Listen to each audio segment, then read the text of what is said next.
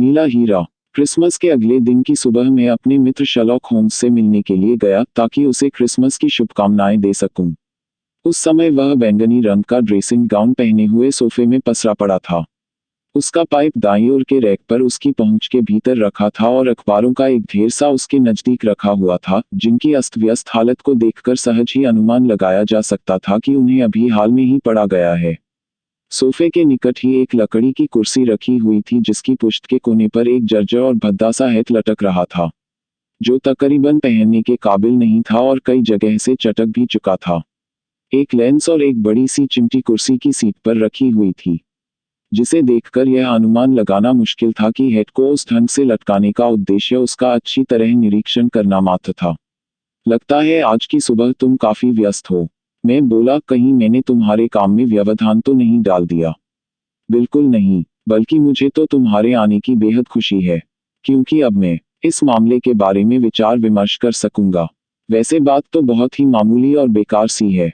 वह पुराने हैट की तरफ अपने अंगूठे से इशारा करता हुआ बोला, लेकिन इससे जुड़ी हुई कुछ ऐसी खास बातें भी हैं जो दिलचस्पी से कतई खाली नहीं हैं। मैं एक आराम कुर्सी पर बैठकर आतिशदान में चिटकती आग की गर्मी में अपने हाथ तपाने लगा, क्योंकि बहुत ही तीखी और ठंडी शीतलहर जमीन पर उतर आई थी। खिड़कियों के शीशों को मोटे हिंकनों ने ढांक लिया था। मेरे ख्याल में इस भद्दे हैट के साथ कोई खतरनाक कहानी जुड़ी हुई होगी, मैंने कहा, या फिर यह कोई ऐसा जबरदस्त सुराग होगा जिसकी सहायता से रहस्य का भंडाफोड़ करके किसी अपराध का पर्दाफाश। नहीं नहीं नहीं, कोई अपराध नहीं, शर्लॉक होम्स ने मुस्कुराते हुए कहा, यह एक ऐसी बेतुकी घटना है जो उस समय पर घट ही जाती है जब लाखों लाख लोगों की जनसंख्या एक दूसरे के साथ कंपेल करती हुई कुछ वर्ग मील के छोटे से क्षेत्र में रहने के लिए मजबूर हो। पूर्ण विराम। इंसानों की ऐसी भीड़ भाड़ में एक दूसरे की क्रिया प्रतिक्रिया के आपसी मेल से ऐसी छोटी बड़ी समस्याएं पैदा हो जाती हैं, जो अपने आप में अपराध न होने के बावजूद भी अजीबो गरीब और विचित्र होती हैं। तुम जानते हो कि हमें इस तरह के मामलों का पहले भी कई बार अनुभव हो चुका है। यह बात तो तुम ठीक कह रहे हो, मैंने उसकी बात का समर्थन करते हुए कहा, तुम्हारे पिछले केसों का जो मैंने रिकॉर्ड नोट किया, उनमें से 3 तो किसी भी किस्म की कानूनी अड्डेबाजी अथवा अपहरण की श्रेणी में नहीं आते। बिल्कुल सही कहा तुमने, और मुझे इसे बारे में कोई संदेह नहीं कि यह छोटा सा मामला भी उसी श्रेणी में आता है। होम्स बोला, वैसे तुम मिस्टर पीटरसन को तो जानते हो ना? बिल्कुल जानता हूँ, यह शानदार उपहार उसी का है। यानी तुम्हारे कहने का आशय यह है कि यह हैट उसका है? वाटसन, अरे नहीं, यह उसे कहीं मिला है। इसका मालिक पता नहीं कौन है। तुम इसे कोई साधारण मामला न समझकर दिमाग पर जोर देने वाली एक समस्या के रूप में देखो। पहले तो तुम पूरा किस्सा सुन लो कि यह हैट उसे मिला कैसे। क्रिसमस की सुबह 4 बजे पीटरसन, जो कि एक भला और सज्जन व्यक्ति है, उत्सव का आमोद प्रमोद मनाकर अपने घर लौट रहा था। और उस समय वह टोटेनहेम कोर्ट रोड से गुजर रहा था जब उसने गैसलाइट की रोशनी में अपने आगे एक लंबे से आदमी को जाते देखा, जिसके कंधों पर एक सफेद बत्तख लटकी हुई थी और जो थोड़ा लड़खड़ाकर चल रहा था। जैसे ही वह आदमी गूस स्ट्रीट के नुक्कड़ पर पहुंचा तो उसकी लवकों के एक छोटे से झुंड के साथ तकरार हो गई। एक लवके ने झटके से उस अजनबी का हेड गिरा दिया, जिस पर उस आदमी ने अपनी रक्षा के लिए छड़ी घुमाई। उस छड़ी की चोट से पीछे की एक दुकान की खिड़की का शीशा भी टूट गया। पीटरसन उन लफंगों से उस व्यक्ति की रक्षा करने के लिए उसकी ओर लपका, लेकिन वह व्यक्ति, जो दुकान का शीशा टूट जाने की वजह से बुरी तरह घबरा गया था, एक वर्दीधारी पुलिस को अपनी ओर झपटता देखकर अपने कंधे की बत्तख फेंककर टोटेनहेम कोर्ट रोड के पिछवाड़े वाली गलियों की भूल-भुलैयों में गुम हो गया। पीटरसन को देखकर लफंगे भी वहां से भाग लिए थे। लड़ाई के मैदान में वह एक अकेले विजेता की तरह खड़ा रह गया। लिहाजा इस हैट के साथ साथ एक शानदार बत्तख भी उसे क्रिम्सन के उपहार के रूप में प्राप्त हुई। लेकिन इसमें समस्या क्या है? उसने उस आदमी का पता लगाकर ये दोनों चीजें उसे वापस क्यों नहीं कर दी? यही तो समस्या है मेरे दोस्त। होम्स बोला, यह ठीक है कि बत्तख की टांग से बंधे एक कार्ड पर लिखा हुआ मिसेज हेनरी बेकर के लिए, और यह भी सही है कि हैट के अंदर की लाइनिंग पर 2 अक्षर HB भी पढ़े जा सकते हैं। मगर जरा यह तो सोचो कि इस शहर में कितने हजार बेकर होंगे। हेनरी बेकर नाम के आदमी भी सैकड़ों की तादाद में होंगे। उनमें इन चीजों के असली मालिक को तलाश करके उन्हें उस तक वापस पहुंचाना क्या आसान काम है? तो फिर पीटरसन ने किया क्या? वो इस हैट और बत्तख को क्रिसमस की सुबह ही मेरे पास ले आया। हाँ, क्योंकि वो जानता था कि छोटी से छोटी प्रॉब्लम में भी मेरी दिलचस्पी होती है। बत्तख को हमने आज सुबह तक संभाले रखा और जब इस बात का अंदेशा होने लगा कि इसे ज्यादा देर रखा तो यह खराब हो जाएगी, तो पीटरसन उसे पकाकर उसकी दावत उड़ाने के उद्देश्य से उसे अपने घर ले गया। और उस बेचारे आदमी का यह हैट मेरे पास रह गया, जो अपने क्रिसमस के डिनर के रूप में उस बत्तख की दावत का मजा न ले सका। तो अब समस्या क्या है? उस आदमी का पता लगाना है। कैसे? इस हैट के माध्यम से। मजाक कर रहे हो क्या? इसे फटे पुराने बेहुदा से हैट के माध्यम तुम उस आदमी का पता भला कैसे लगाओगे? तुम्हें मेरे तरीकों के बारे में तो मालूम ही है। लो मेरा यह लेंस लो और इस हैट को अच्छी तरह से देखकर पता लगाओ कि तुम इस हैट को पहनने वाले के व्यक्तित्व के बारे में कितनी ज्यादा से ज्यादा जानकारी हासिल कर सकते हो। मैंने उस भद्दे से हैट को अपने हाथ में लिया और तल्लीनता के साथ उसका निरीक्षण करने लगा। यह एक बड़े ही साधारण किस्म का गोल सा काला हैट था जिसकी हालत इतनी खराब हो चुकी थी कि पहनने लायक भी नहीं रहा था। उसके भीतर की लाइनिंग लाल रेशम की थी, किंतु बुरी तरह से बदरंग हो चुकी थी। उस पर हैट बनाने वाले का नाम तो नहीं था, लेकिन जैसा कि होम्स ने बताया था, 2 अक्षर HB एक और को जरूर लिखे हुए थे। वह किनारे पर चिदा हुआ था और उसकी इलास्टिक गायब थी। इसके अलावा तो बस वह एक भद्दा सा पुराना सा हैट था, जिसके कई जगह से उड़े हुए रंग को स्याही लगाकर दबाने की कोशिश की गई थी। मुझे तो इसमें कोई खास बात नहीं दिखाई दी। मैंने हैट को वापस करते हुए कहा, बात इससे उल्टी है वाटसन। मेरे दोस्त ने कहा, तुम्हें सब कुछ दिखाई दिया, लेकिन जो कुछ दिखाई दिया उसे तुम समझ नहीं सके। जरा मुझे भी बताने की मेहरबानी करो कि तुमने इस हैट को देखकर क्या अनुमान लगाया। होम्स ने उस हैट को उठाया और फिर उसे अपने विशेष अंदाज में देखने लगा। इस हैट को देखकर यह अनुमान तो लगाया ही जा सकता है कि इसको पहनने वाला बहुत ही बुद्धिमान आदमी है। हालांकि वह इस समय गर्दिश का मारा हुआ है, किंतु पिछले 2-3 सालों तक उसकी हालत काफी अच्छी और संपन्न थी। वह दूरदेशी था, मगर इन दिनों उसकी अक्ल पर कुछ पर्दा सा पड़ा है, जिसकी वजह से वह कुछ गलत आदतों का शिकार हो गया, जैसे कि जरूरत से ज्यादा वह शराब पीने लगा है, शायद काम के दौरान भी। इन सब वजहों से ही उसकी पत्नी भी उसका ख्याल नहीं रखती है। कमाल है, लेकिन इस सब के बावजूद भी उसमें स्वाभिमान अभी बाकी है। शर्लॉक होम्स मुझे नजरअंदाज करता हुआ कहता गया, यह आदमी एकांतवासी है, घर से बाहर बहुत कम निकलता है, अधेड़ आयु का है। पिछले ही दिनों इसने अपने बालों को कटवाया है, जिनमें कि यह नींबू क्रीम लगाता था।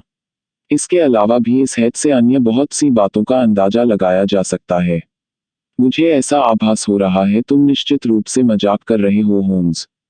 कतई नहीं। क्या मेरे इतना सब बताने के बावजूद भी तुम्हारी समझ में यह नहीं आया कि मैंने इतनी सारी बातों का अनुमान कैसे लगाया? माना कि मैं बेवकूफ हूँ, मगर इतना बेवकूफ भी नहीं। जरा मुझे यह तो बताओ कि यह अनुमान तुमने कैसे लगाया कि वह आदमी बुद्धिमान व चतुर है? मेरे प्रश्न के उत्तर में होम्स ने वह हैट अपने सिर पर रख लिया। वह उसके माथे पर से होता हुआ उसकी नाक पर जाकर टिक गया। बड़े सिर का मतलब है कि अंदर बड़ा दिमाग है, और बड़े दिमाग में बुद्धि भी सामान्य से ज्यादा होती है। यह एक वैज्ञानिक तथ्य है, होम्स बोला।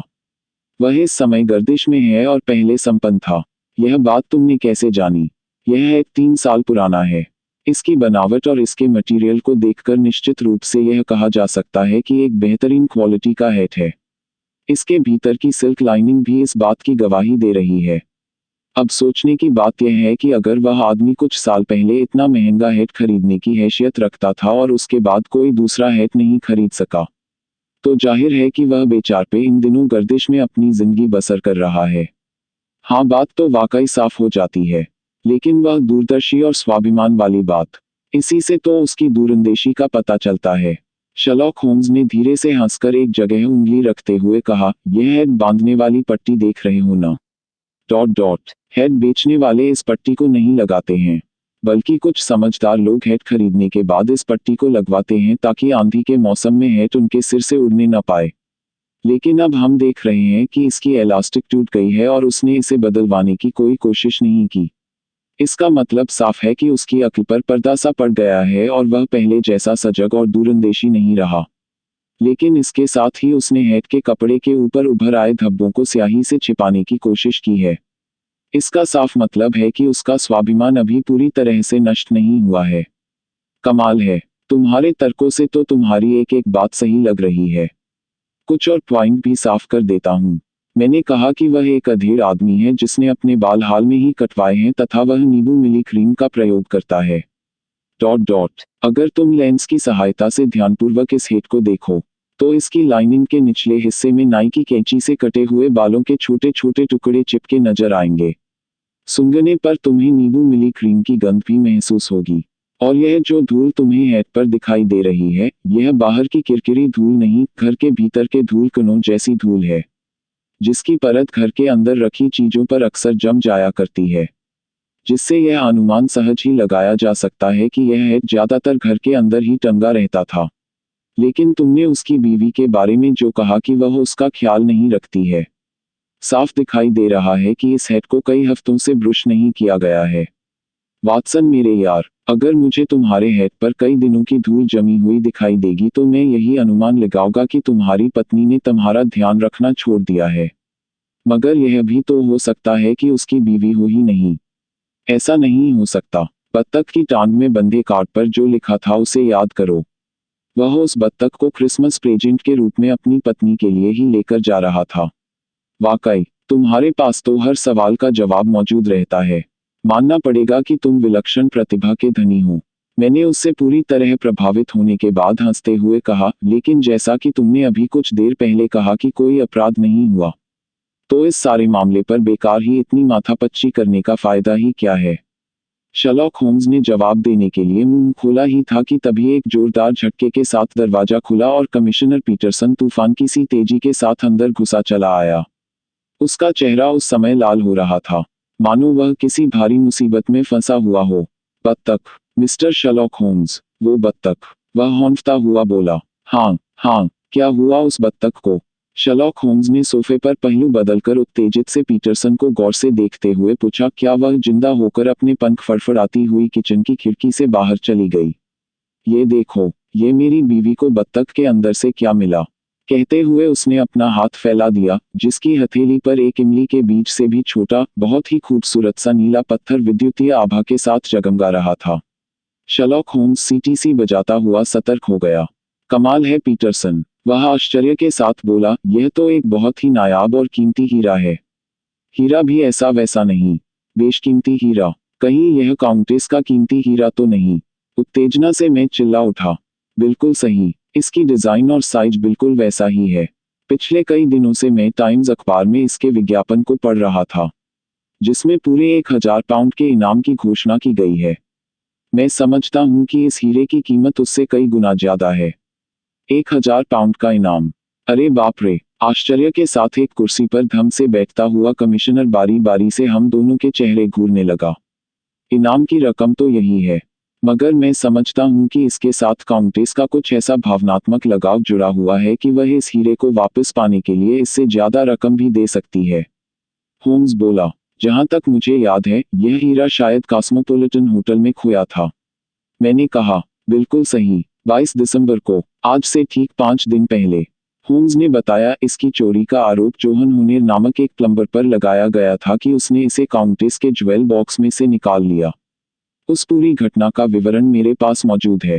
कहने के साथ ही उसने पास रखे अखबारों के ढेर में से एक अखबार छांटकर निकाला और फिर उसे सीधा करके एक पैराग्राफ को पढ़ने लगा। होटल कॉस्मोपॉलिटन में हीरे की चोरी। इस माह की 22 तारीख को जॉन हॉर्नर नामक 26 वर्षीय प्लम्बर काउंटेस के ज्वेल बॉक्स में से एक बेशकीमती हीरा, जो कि नीले हीरे के नाम से मशहूर है, चुराने के आरोप में पकड़ा गया है। होटल के मुख्य अटेंडेंट जेम्स राइडन ने अपने बयान में बताया कि वह चोरी के दिन प्लम्बर जॉन हॉर्नर को काउंटेस के कमरे में आतिशदान की जाली की एक सलाख को ठीक करवाने के लिए ले गया था, जो कि थोड़ी ढीली हो गई थी। वह थोड़ी देर तक उसके साथ रहा और फिर किसी काम से उसे वहां से बुला लिया गया था। बाद में जब लौट कर आया तो उसने देखा कि हॉर्नर वहां से गायब था। उसके साथ ही दराज खुली हुई थी और वह ज्वेल बॉक्स, जिसके बारे में बाद में पता चला कि काउंटेस उसमें अपना वह हीरा रखती थी, ड्रेसिंग टेबल पर खाली पड़ा हुआ था। राइडर ने तुरंत शोर मचाया और फिर उसी शाम हॉर्नर को गिरफ्तार कर लिया गया, लेकिन हीरा उसके पास से बरामद न हो सका। काउंटेस की नौकरानी कैथरीन, राइडर का शोर सुनकर दौड़ी हुई आई और उसे चोरी के बारे में मालूम हुआ। बी डिवीजन के इंस्पेक्टर ब्रैडस्ट्रीट ने हॉर्न की गिरफ्तारी का विवरण देते हुए बताया कि उसने बहुत ही जबरदस्त विरोध करते हुए अपने को जोरदार शब्दों में निर्दोष साबित करने की कोशिश की। उसको चोरी के आरोप में एक बार पहले भी सजा हो चुकी थी। इस बात को मद्देनजर रखते हुए मजिस्ट्रेट ने उसके प्रति किसी प्रकार की नरमई बरतने से इनकार कर दिया। कार्यवाही के दौरान हॉर्न इस बुरी तरह से उत्तेजित और जज्बाती हो गया कि उसे बेहोशी की हालत में अदालत से बाहर ले जाना पड़ा। यह तो हुई अदालत की बात।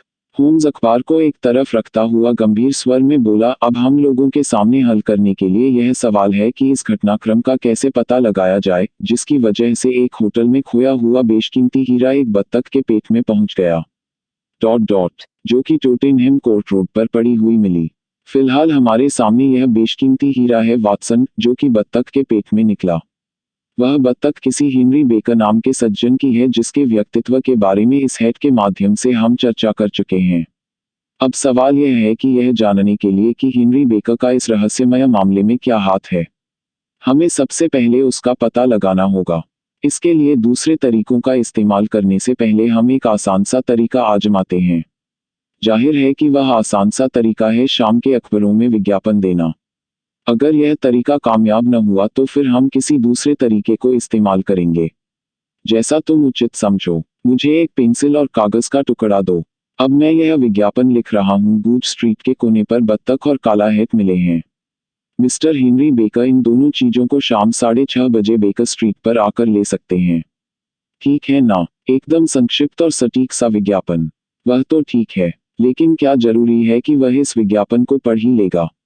उम्मीद तो यही करनी चाहिए कि वह पढ़ेगा, क्योंकि किसी की भी कोई चीज अगर खो जाती है तो वह इस उम्मीद में खोया पाया के विज्ञापन जरूर पढ़ता है कि शायद भाग्यवश उसकी खोई हुई चीज उसे वापस मिल जाए।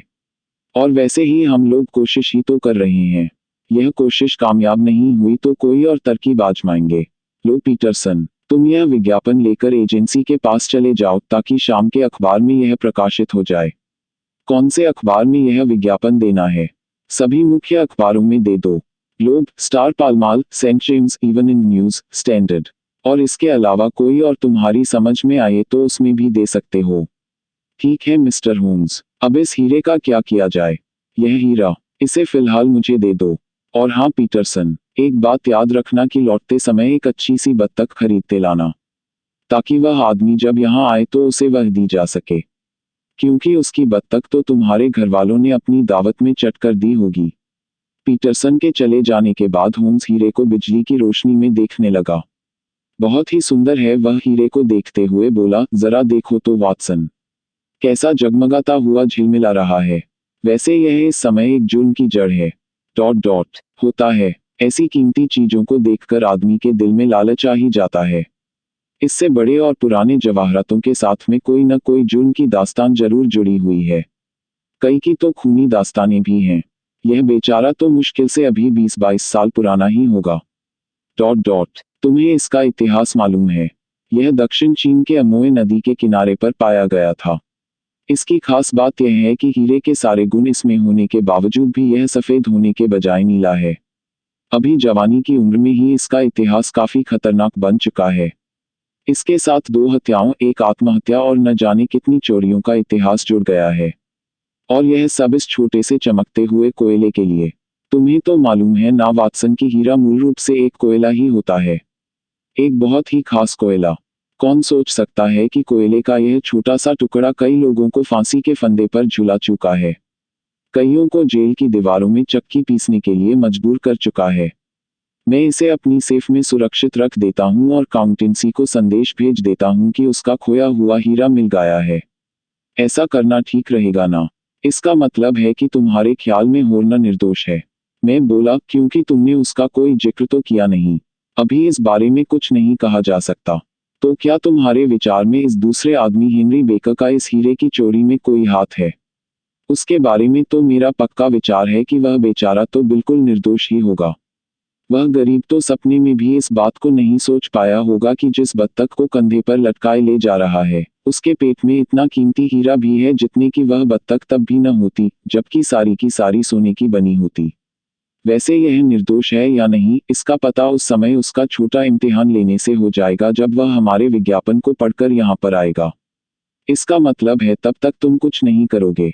कतई नहीं। अगर तुम्हारी इजाजत हो तो तब तक मैं अपने कुछ जरूरी काम निपटा आता हूँ और शाम को ठीक वक्त पर यहाँ यह देखने के लिए आऊँगा कि इस रहस्यमय मामले का असली भेद क्या खुलता है।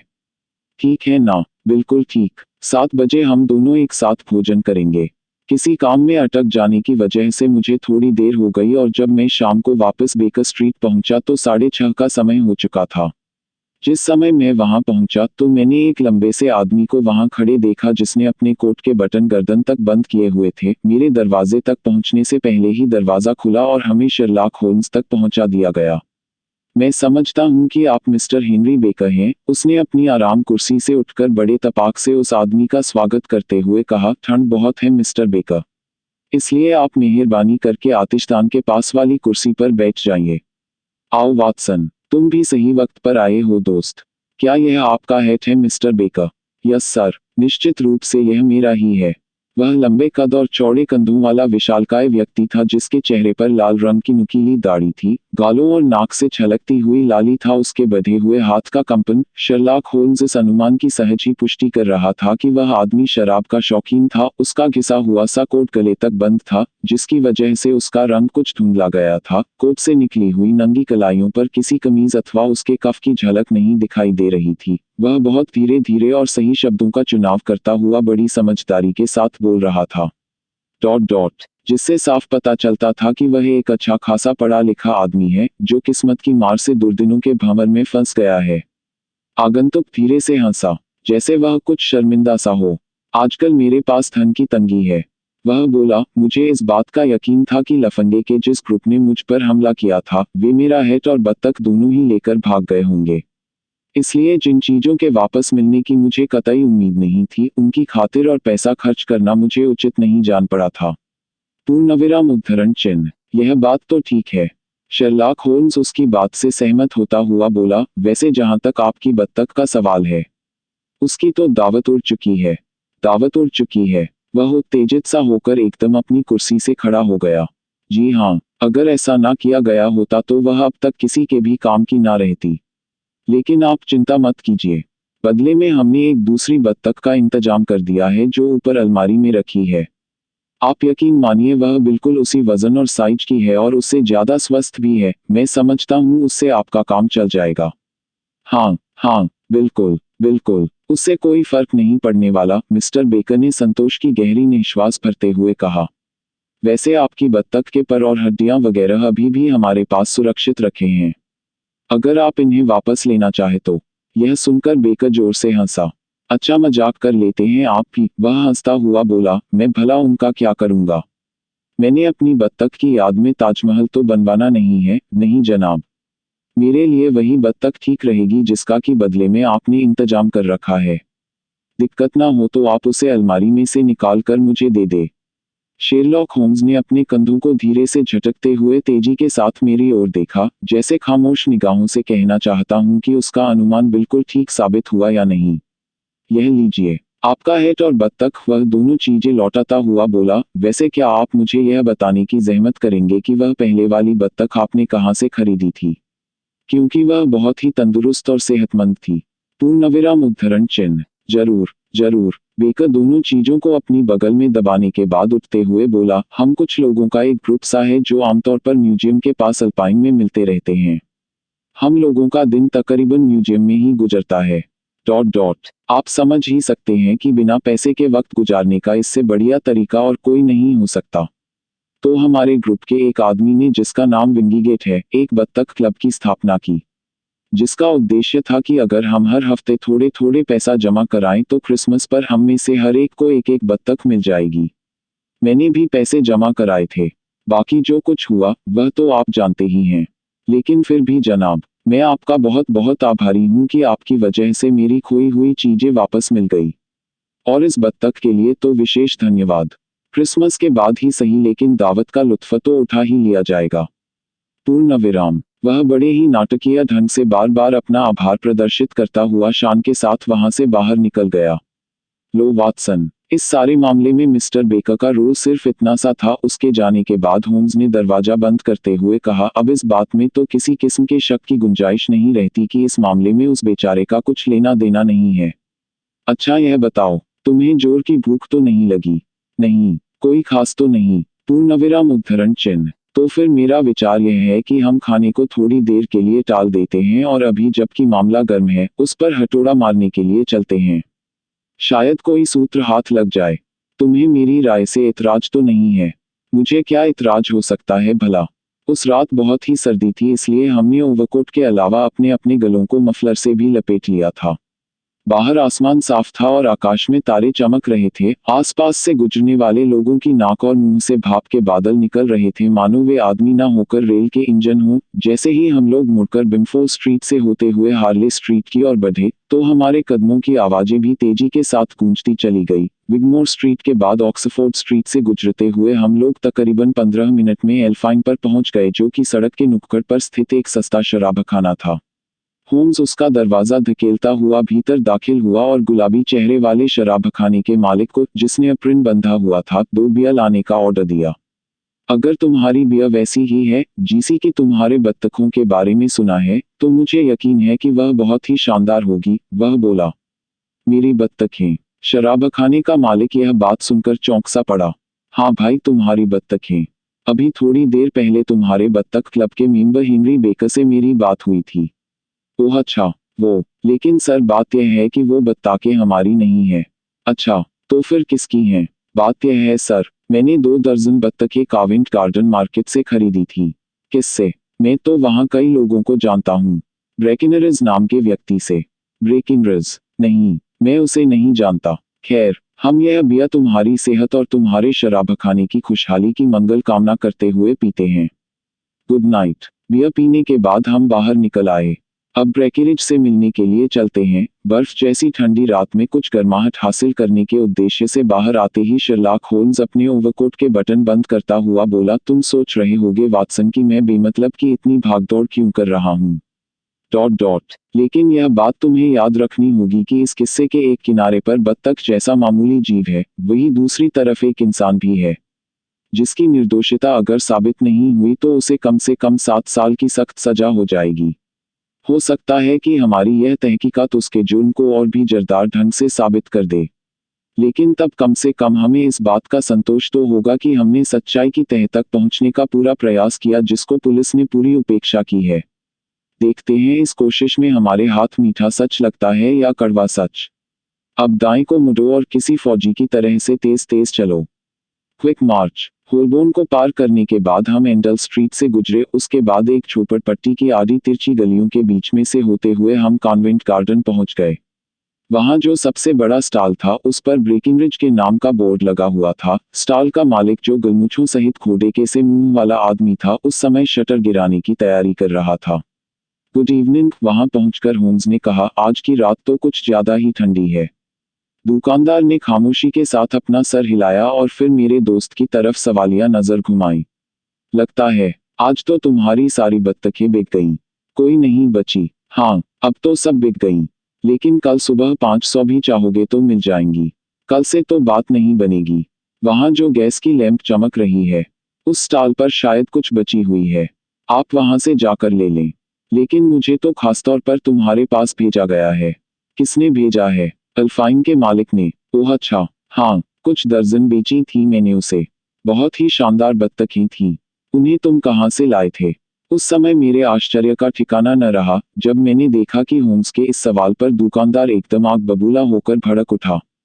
सुनो मिस्टर, वह अपने कूल्हों पर हाथ रखकर सख्त नजरों से होम्स को घूरता हुआ बोला, यह गोलमोल सवाल करना छोड़ो और सीधे सीधे मतलब की बात पर आ जाओ, समझे? मतलब की बात यह है दोस्त कि तुम मुझे यह बता दो कि बत्तखें तुमने किससे खरीदी थी। मैं नहीं बताता। अब आगे बोलो। भाई मेरे, समझ में नहीं आ रहा कि तुम जरा सी बात पर इतना गरम क्यों हो रहे हो। गरम? अगर एक बात को लेकर तुम्हें भी बार बार मेरी तरह कुरेदा जाएगा तो तुम मुझसे भी ज्यादा गरम हो जाओगे। जब मैं माल लेने के साथ ही नकद पैसा नाक पर मारता हूं तो फिर बात वहीं खत्म हो जानी चाहिए। मगर जब तुमसे बार बार ये सवाल किए जाएंगे, बत्तखें कहाँ हैं? किसको बेची? क्या ज्यादा पैसे देकर वापस मिल जाएंगी? तो दिमाग खराब नहीं होगा तो और क्या होगा? जैसे बतख ही न हुई कारू का खजाना हो गई। भला कोई बात भी है। आखिर सारी दुनिया में कोई वो ही बतखें तो नहीं रह गई। पूर्ण विराम। शांत हो जाओ दोस्त, क्योंकि मेरा उन लोगों से कोई संबंध नहीं है जो तुमसे बतखों को बारे में पूछताछ करने आए थे। होम्स ने लापरवाही के साथ कहा, अगर तुम नहीं बताना चाहते तो न सही। ज्यादा से ज्यादा यही तो होगा कि मैं शर्त हार जाऊंगा, क्योंकि मैंने अपने दोस्त से शर्त लगाई थी कि जो बत्तख हमने खाई है वो देहात की पली हुई है। पूर्णविराम उद्धरण चिन्ह। शर्त तो तुम वैसे ही हार गए, क्योंकि वो बत्तखें तो शहर की पैदा हो रही और पली हुई थी। दुकानदार ने उपेक्षा के साथ अपनी भौहें सिकोड़ते हुए कहा, नहीं यार, भला कैसे हो सकता है? जब मैं कह रहा हूं कि ऐसा ही था, तो ऐसा ही है। नहीं, मुझे तुम्हारी बात का यकीन नहीं आता। सुनो मिस्टर, क्या तुम समझते हो कि तुम बत्तखों के बारे में मुझसे ज्यादा जानते हो? पैदा होने के बाद मैंने अपनी आंखें बत्तखों के बीच में ही खोली है। जो बत्तखें मैंने अल्फा वाले को बेची थी से सब की सब शहर की ही पली हुई थी। मैं तुम्हारी बात का यकीन नहीं कर सकता। तुमसे जरूर कहीं न कहीं कोई गलती हो रही है। होम्स अपनी गर्दन हिलाता हुआ बोला, मुझसे गलती हो रही है? मेरी बत्तखें और मेरे से ही गलती? बड़े बड़े को गलती लग जाती है। आखिर गलती इंसान से ही होती है। ऐसी बया और सेहतमंद बत्तखें शहर की पैदाइश हो ही नहीं सकती। वे निश्चित रूप से देहात की ही थी। इस बात को साबित करने के लिए मैं कोई भी शर्त लगाने को तैयार हूँ। बोलो, क्या शर्त लगाते हो? जो तुम कहो। होम्स बोला, अपनी बात को साबित करने के लिए मैं एक गोल्ड कॉइन तक की शर्त लगाने को तैयार हूँ। तुम अगर हारने को बेताब हो तो मुझे भला क्या इतराज हो सकता है? दुकानदार ने लापरवाही के साथ कहा और फिर पास खड़े लड़के से बोला, जाओ जरा बही खाते की किताबें उठा कर ला।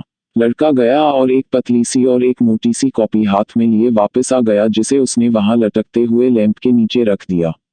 लो मियां अड़ियल टट्टू, अपनी आंखों से खुद ही देख लो। दुकानदार बोला, इस पतली वाली कॉपी में उन सब लोगों के नाम लिखे हुए हैं जिनसे मैं माल खरीदता हूँ। ये इस पेज पर उन लोगों के नाम हैं जो देहात से मुझे सप्लाई करते हैं। ये आगे जो नंबर लिखा है यह लेजर बुक का पेज नंबर है। और यह लाल स्याही में जो नाम लिखे हुए हैं, ये मेरे शहर के सप्लायरों की लिस्ट है। अब जरा इस लिस्ट में तीसरे नाम को देखो। जोर से पढ़कर सुनाओ। Mrs Oakshott 117 Brixton Road 249। Holmes ने पढ़ा, अब इस नंबर का लेजर बुक का पेज नंबर देखो। ये रहा। होम्स ने लेजर बुक के पन्ने उल्टते हुए एक जगह रुककर कहा, मिसेज ओकाशाट 117 ब्रिक्सटन रोड, अंडे और पोल्ट्री सप्लायर। अब जरा पढ़कर बताओ कि पिछली एंट्री क्या है? 24 बत्तखें, 7.5 शिलिंग के हिसाब से।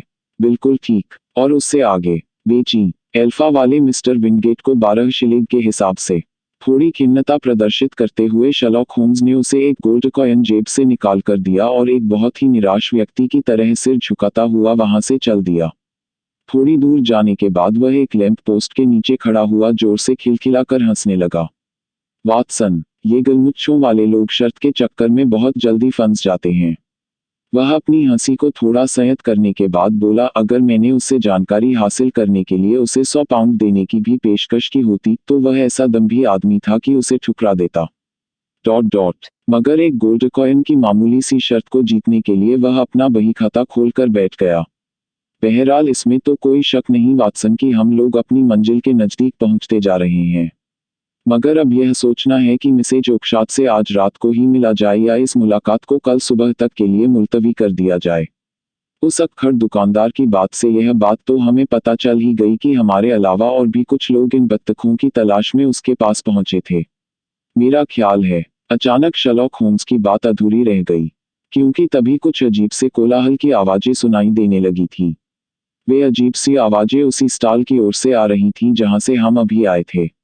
हमने एकदम घूमकर देखा तो एक चूहे जैसे चेहरे वाला आदमी लटकते हुए लैंप की पीली रोशनी के घेरे में खड़ा हुआ था, जबकि ब्रेकिंगरिज नाम का वह दुकानदार अपने स्टॉल के दरवाजे के बीच में खड़ा हुआ उस चूहे जैसे चेहरे वाले आदमी की तरफ घूंसा तानकर जोर जोर से चिल्ला रहा था, तंग आ गया हूं मैं तुझसे और उन साली बत्तखों से। वह जोर जोर से गरजता हुआ चिल्ला रहा था, भाड़ में जाओ तुम सब के सब। फिर कभी तुम्हारी शक्ल मुझे अपनी दुकान के आसपास दिखाई दी तो चीर कर रख दूंगा। तुम मिसेज ओकशाट को यहाँ बुला कर लाओ, मैं उससे अभी बातचीत करूंगा। लेकिन साले तुम कौन हो? क्या मैंने तुमसे बत्तखें खरीदी थी? नहीं, यह बात नहीं है। वह चूहे जैसे चेहरे वाला किसी बकरी की तरह मिमियाते हुए बोला, दरअसल उनमें से एक बत्तख मेरी थी। अब तो इसके बारे में तुम्हें मिसेज ओकशाट से बात करनी चाहिए। दुकानदार दहाड़ा, मुझे क्यों फालतू में तंग कर रहा है? उसने ही तो मुझे तुमसे बात करने के लिए कहा है। मैंने तुझसे जितनी बात करनी थी कर ली। अब तू फालतू बोला तो सारे दांत तोड़कर हाथ में दे दूंगा। जा अब चुपचाप चला जा यहाँ से। कहता हुआ दुकानदार खतरनाक ढंग से आगे बढ़ा और वह चूहे जैसे चेहरे वाला व्यक्ति तेजी के साथ अंधेरे में लुप्त हो गया। हो सकता है वाटसन कि हम लोग ब्रिक्सटन रोड जाने की जहमत से बच जाएं। होम्स मेरे कान में फुसफुसाया, आओ मेरे साथ। पता लगाते हैं कि यह आदमी कौन है और उसकी इस सारे मामले में क्यों दिलचस्पी है। आदमियों की भीड़ के बीच में से तेजी के साथ गुजरते हुए शर्लॉक होम्स तेजी के साथ उस व्यक्ति के पीछे लपका। उसके पीछे पीछे मैं भी था। थोड़ी देर में ही शर्लॉक होम्स ने उसे पीछे से जा पकड़ा और उसके कंधे पर हाथ रख दिया। वह व्यक्ति उछलता हुआ सा घुमा और गैस लाइटर की रोशनी में मैंने देखा कि एक क्षण में ही उसके चेहरे का सारा रंग उड़ गया था। कौन हो तुम? वह व्यक्ति कांपती हुई आवाज में बोला, मुझसे क्या चाहते हो? डरो मत मेरे दोस्त, होम्स ने शांत स्वर में कहा, मैंने अनजाने में ही उन सवालों को सुन लिया था जो तुम उस दुकानदार से कर रहे थे। मेरा ख्याल है कि मैं तुम्हारी इस मामले में मदद कर सकता हूँ। तुम? वह व्यक्ति कंपित स्वर में बोला, तुम हो कौन? और तुम्हें कैसे मालूम है उस मामले के बारे में? मेरा नाम शर्लॉक होम्स है। मेरा काम उन बातों को मालूम करना है जो दूसरे लोग नहीं जानते और शायद तुम्हें ये नहीं मालूम कि मैं इस मामले के बारे में बहुत कुछ जानता हूँ। जैसे मुझे यह मालूम है कि तुम्हें उस बत्तख की तलाश है जो मिसेज ओकशाट ने इस दुकानदार को बेची और इसके आगे एल्फाइन के मालिक विंडीगेट को बेच दी, जहां से उसे हेनरी बेकर नाम का आदमी ले गया। ओह जनाब, मुझे आप जैसे ही आदमी की तलाश थी। वह आदमी अपने कांपते हुए हाथों को आगे बढ़ाता हुआ चिल्लाया, मैं नहीं बता सकता कि आपने मेरी कितनी बड़ी मुश्किल को आसान कर दिया है। तब तो हमें यहाँ खड़े खड़े बात करने के बजाय कहीं आराम से बैठकर बात करनी चाहिए। कहते हुए शर्लॉक होम्स ने एक बग्घी वाले को रोका और हम तीनों उसमें सवार हो गए। आगे बात शुरू करने से पहले क्या मैं जान सकता हूँ कि मुझे किस भले आदमी की मदद करने का सौभाग्य प्राप्त हो रहा है? मेरा नाम जॉन रॉबिन्सन है। कुछ हिचकते हुए उसने जवाब दिया। मुझे ऐसा आभास हो रहा है तुम मुझे अपना असली नाम नहीं बता रहे हो। होम्स बोला, अगर तुम मेरी मदद चाहते हो तो तुम्हें मेरे साथ सच्चाई से पेश आना होगा। अपना झूठ पकड़े जाने की वजह से उस व्यक्ति का चेहरा शर्म से लाल हो गया तथा उसने अपना सिर नीचे को झुका लिया। अब बोलो, तुम्हारा असली नाम क्या है? मेरा असली नाम जेम्स राइडर है, उसने हिचकते हुए स्वर में कहा। समझ गया मैं, तुम कॉस्मोपॉलिटन होटल के मुख्य अटेंडेंट हो। अब आराम से बैठो, घर पहुंचकर मैं तुम्हें सारी बात बता दूंगा जो तुम जानना चाहते हो। सारे रास्ते हम लोगों के बीच और कोई बात नहीं हुई। इस बीच हमारा हमसफर बड़ी बेचैनी के साथ अपने हाथों की मुट्ठियों को खोलता और बंद करता रहा। जाहिर था कि वह जबरदस्त तनाव में था। थोड़ी देर बाद बग्घी बेकर स्ट्रीट में पहुंचकर रुकी और हम लोग उससे उड़कर होम्स के सिटिंग रूम में दाखिल हो गए। अब तुम आराम से बैठो राइडर।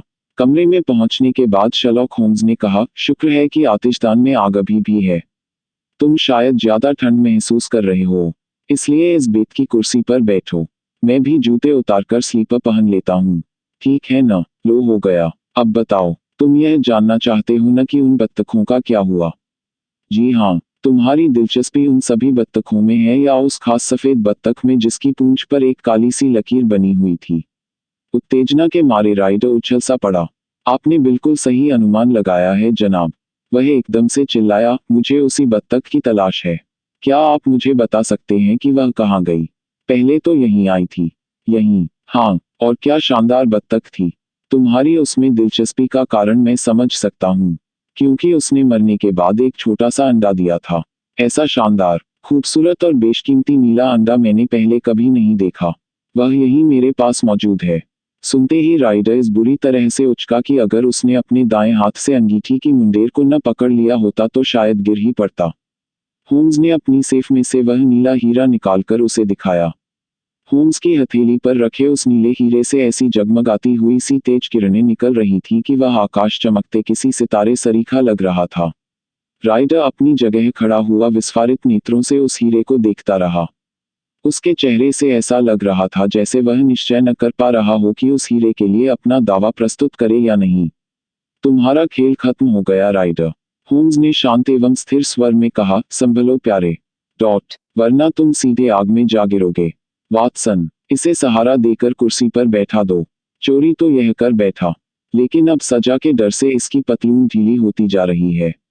इसे थोड़ी सी ब्रांडी दो, जिससे इसका उड़ा हुआ रंग थोड़ा वापस आ जाए। हाँ, बस बहुत है। अब जरा यह आदमी नजर आने लगा है, लेकिन इस बात में कोई शक नहीं कि यह निहायत ही घटिया किस्म का इंसान है।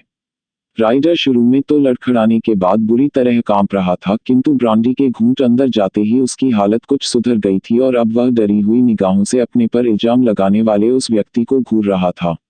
मेरे पास अब इस मामले की सारी कड़ियां मौजूद हैं, होम्स ने भी उसे घूरते हुए कहा, और तकरीबन वे सारे सबूत भी मेरे पास हैं जिनकी जरूरत पड़ सकती है। इसलिए मुझे तुमसे कोई ज्यादा पूछताछ करने की जरूरत नहीं है। फिर भी मैं इतना जरूर जानना चाहूंगा कि क्या तुम्हें काउंटेस के इस नीले हीरे के बारे में पहले से ही कुछ जानकारी थी? मुझे इस बारे में कैथरीन कुसाक ने बताया था।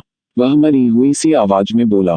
काउंटेस की नौकरानी ने। ठीक, और तुम जल्दी से अमीर बनने के लालच में यह जुर्म कर बैठे। लेकिन यह जुर्म करते समय जिन तरीकों को तुमने इस्तेमाल किया उसके बारे में ज्यादा सावधानी नहीं बरती तुमने। लेकिन अपनी समझ के मुताबिक तो तुमने एक शातिर मुजरिम के से हथकंडे अपनाए। तुम्हें मालूम था कि वह बेचारा प्लम्बर हॉर्न चोरी के जुर्म में सजा काट चुका है। इसलिए तुमने यह सोचकर उसे फंसाया कि चोरी के संदेह से वह बिल्कुल न बच सकेगा। उसे फंसाने के लिए तुमने काउंटेस के कमरे में उसके लिए काम निकाला, और जब वह काम करके चला गया तो तुमने यह नीला हीरा चुरा लिया और फिर अपनी जोरदार नौकरानी की सहायता से ऐसा नाटक किया कि वह गरीब गिरफ्तार कर लिया गया। उसके बाद तुमने। राइडर एकदम फर्श पर गिर पड़ा। भगवान के लिए मुझ पर दया करो, वह होम्स के पैर पकड़कर गिड़गिड़ाता हुआ बोला, मेरे बूढ़े माँ बाप पर दया करो। उन्हें इस बात का पता चल गया तो वे जीते जी मर जाएंगे। मैंने अपने जीवन में पहले कभी कोई जुर्म नहीं किया, जिंदगी में दोबारा कभी करूंगा भी नहीं। मैं कसम खाता हूँ। मुझे पुलिस के हवाले मत करना। भगवान के लिए मुझे बचाओ। तुम आराम से जाकर अपनी कुर्सी पर बैठ जाओ। होम्स ने सख्त स्वर में कहा, रोना और गिड़गिड़ाना बहुत आसान है। मगर उस वक्त तो तुम कुछ नहीं बोले जब उस बेचारे हॉर्न को तुमने चोरी के झूठे केस में फंसा दिया था। जिस वक्त वह गरीब रोता और गिड़गिड़ाता हुआ अपने आप को बेकसूर बता रहा था, उस वक्त तो तुम्हारा दिल उसके लिए जरा भी नहीं पसीजा था। मैं यह देश छोड़कर कहीं दूर चला जाऊंगा मिस्टर होम्स, तब उसके खिलाफ जो भी आरोप हैं वह अपने आप खत्म हो जाएंगे। इसके बारे में तो हम बाद में सोचेंगे। पहले तो तुम मुझे सारी सच्चाई बताओ और यह बताओ कि यह हीरा उस बत्तख के पेट में पहुंचा कैसे, और यह बत्तख बाजार में बिकने के लिए कैसे पहुंच गई।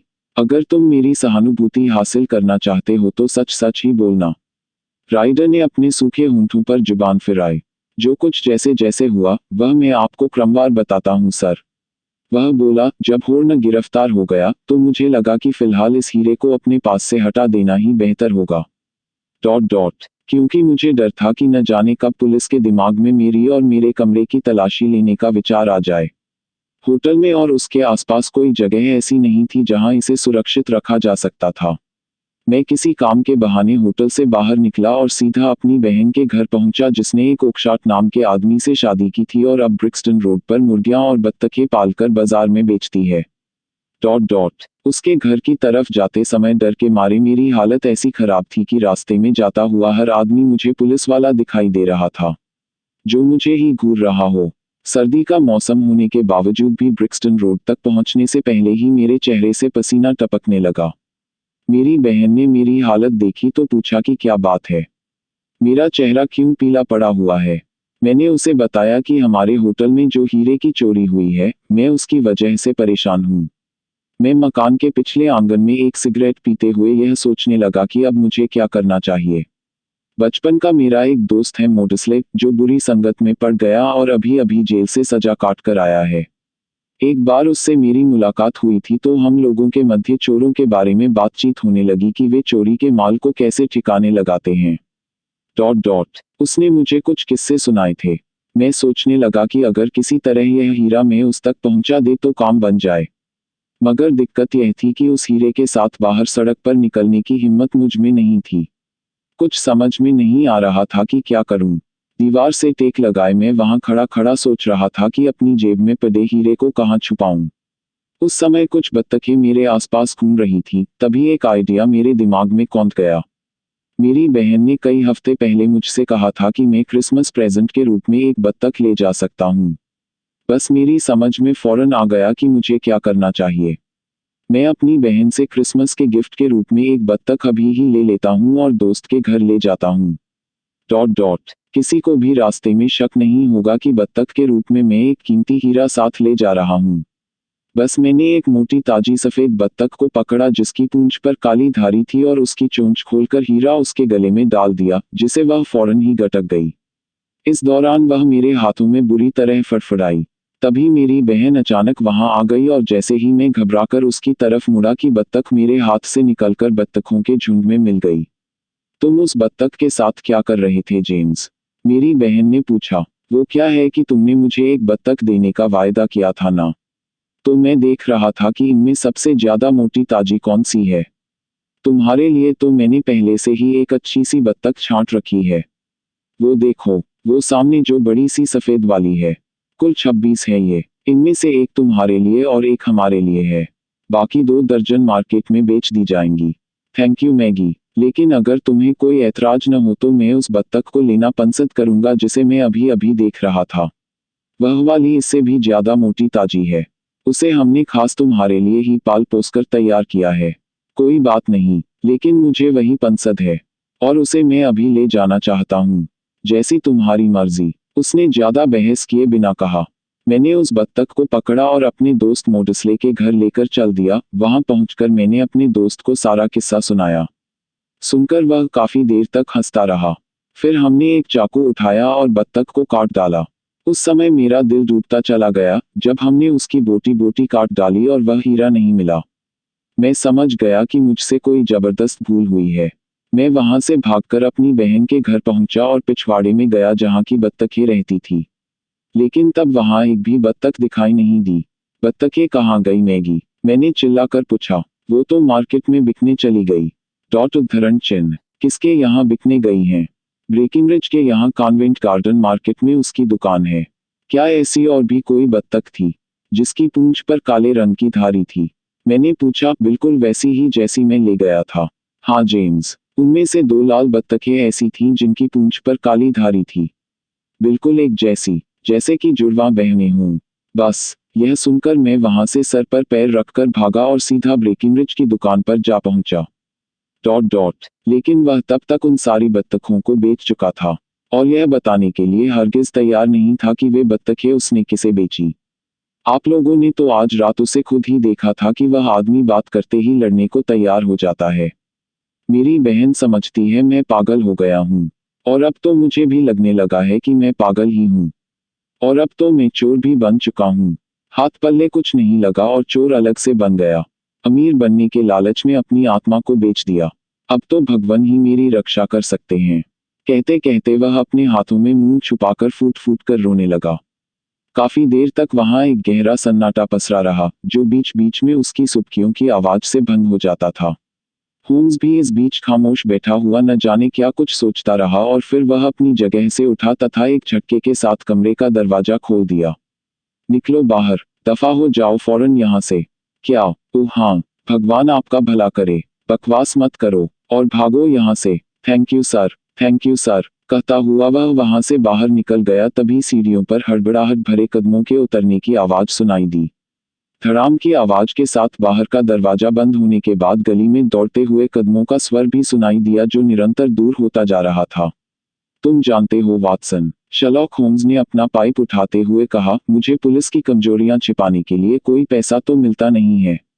अगर होर्न को सजा होने की बात होती तो मामला दूसरा था। अब यह आदमी उसके खिलाफ गवाही देगा नहीं। डॉट डॉट इसलिए केस खत्म हो जाएगा।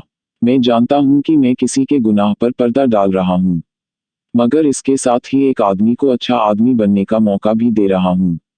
इस आदमी को अगर मैं जेल भिजवा भी देता तो हो सकता है कि यह वहां से एक शातिर मुजरिम बनकर बाहर निकलता। वैसे भी ये क्रिसमस के दिन है। इस अवसर पर किसी को क्षमा करना ही ज्यादा उचित है। मैंने तुम्हें अपने साथ खाना खिलाने का वायदा किया था। अब सारे किस्से को भूलकर जल्दी से खाना खा लिया जाए।